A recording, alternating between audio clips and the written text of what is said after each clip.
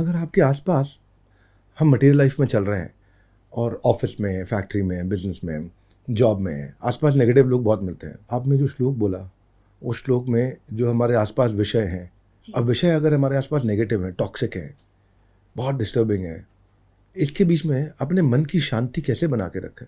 काम खत्म नहीं हो रहा, स्ट्रेस है, अटैचमेंट है उस काम के साथ में। अटैचमेंट गीता में कृष्ण ने बोला नहीं होनी चाहिए, तभी आपको तकलीफ आ रही है। गुस्सा इसलिए आ रहा है क्योंकि आपको अटैचमेंट है उससे। तभी हम पढ़ते हैं, गीता पे चर्चा करते हैं।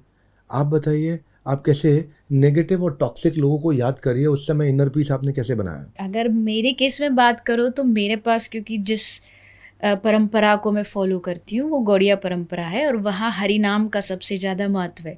तो हमारे गुरुजी कहा करते थे कि जब आपको कोई गुस्सा दिलाने की कोशिश कर रहा हो, आपका मनपसंद बिहेवियर ना कर रहा हो, तो आपको अंदर अंदर हरे कृष्ण महामंत्र जपना, मन में सोचना है कि कृष्ण आपके सामने खड़े होकर आपको जीभ निकाल के चिढ़ा रहे हैं। मतलब उनको एक जैसे छोटे बच्चे को समझाते ना, वो समझाने का तरीका था कि 2 मिनट के लिए आंख बंद करके उनके उस वाले रूप को सोचो।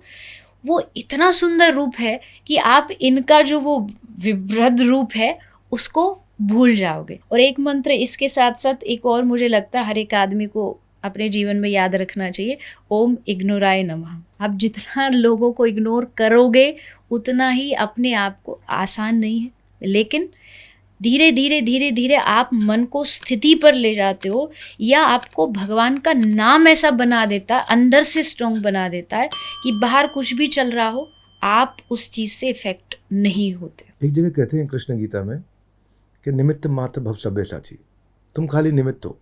अर्जुन, मैं सब कुछ पहले तय कर चुका हूँ, सब डिसाइडेड है। फिर 18वां अध्याय खत्म होता है, भगवान कहते हैं विमृश्य तदशेष न यथा इच्छसी तथा कुरु, जैसी तुम्हारी इच्छा हो तुम वैसे करो। एक तरफ कहते हैं मैं सब कुछ कंट्रोल कर चुका हूँ, एक तरफ कहते हैं जैसे तुम्हारी इच्छा हो वैसे करो। अभी आप भी समझाओ हमारे को, क्या कह रहे हैं भगवान? एक तो कृष्ण के लिए तो मैं एक बात कहूंगी, तुम्हारी लीला तुम ही जानो और केहू जानते पारी ना। बंगला भाषा में कहते तुम्हारी लीला कोई जान नहीं सकता। बात रही भगवान कृष्ण की इच्छा के बिना पत्ता भी नहीं हिलता। लोग तो ये भी कहते भाई तुमने मर्डर करके आ गए और तुमने कहा भगवान की इच्छा नहीं। 2 बुद्धि होती है, एक होती है बुद्धि जो हमें भगवान जन्म के साथ भेजते, एक होती है बुद्धि में विवेक का होना, एक इंटेलेक्चुअल माइंड होना।